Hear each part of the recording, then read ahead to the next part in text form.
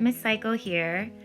I am starting to post some extra projects for this time at home, and I thought I would do kind of a different version of the symmetry project that we just finished in class, this time using bugs.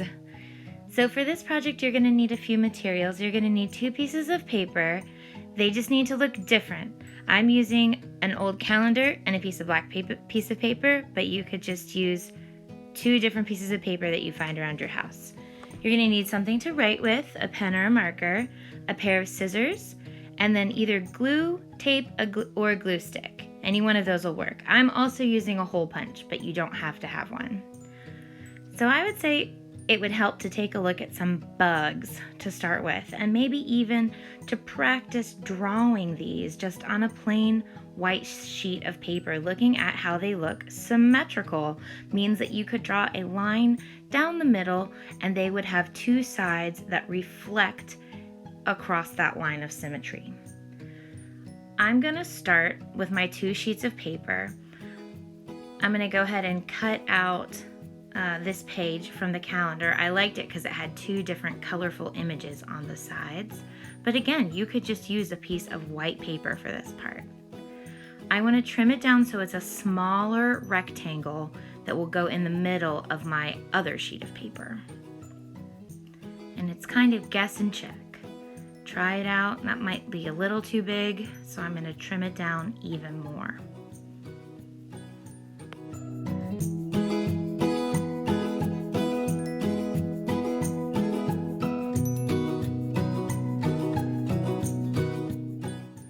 Next, I'm going to start drawing my bugs, 1 bug on each side.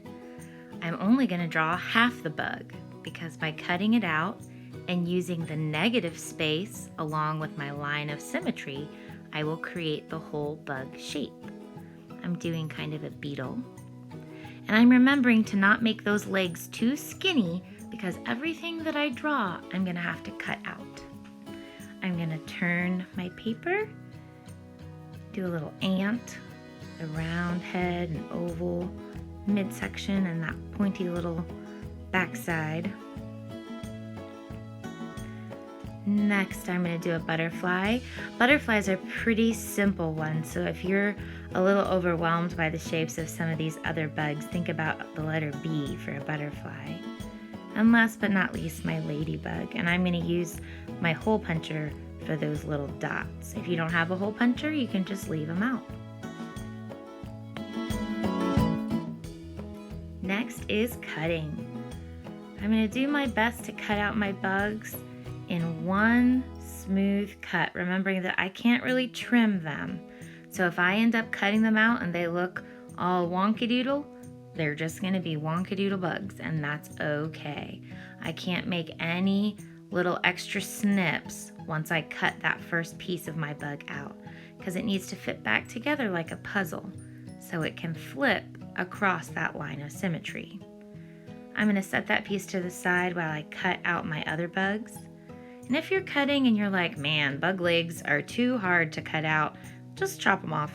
Maybe they're underneath the bug and we can't see them. You can also remember that this project is going to be glued down. So if you accidentally snip where you're not supposed to, you can always put it back together like a puzzle.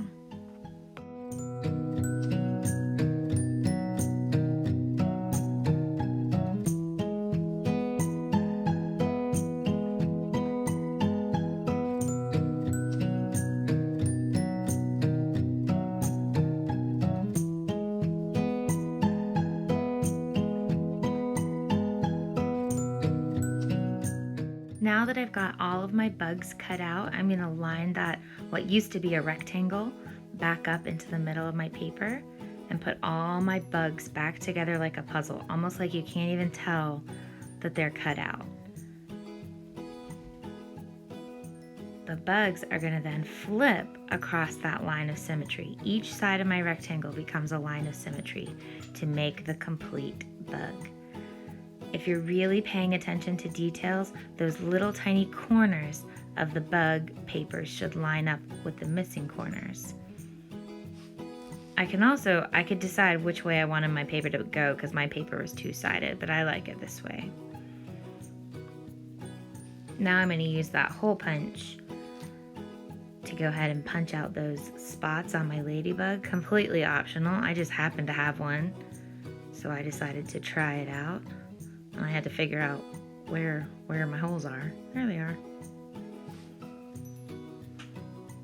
So I'm going to set everything to the side and glue down that middle piece first, because once he's stuck down, it'll be easy to work off of him. Remember, we do dot, dot, not a lot with glue.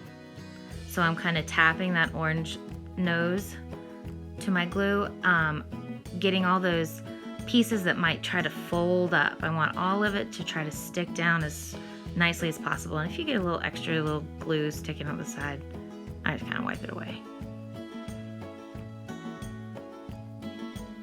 Now I'm gonna get my bugs one at a time, put them back where they belong, because that's the side that the glue actually goes on, because then it flips across my line of symmetry. And I'm gonna do that for every bug. Put it back where it belongs, add my glue, and then flip it across my line of symmetry, making sure to line those corners up the best that I can.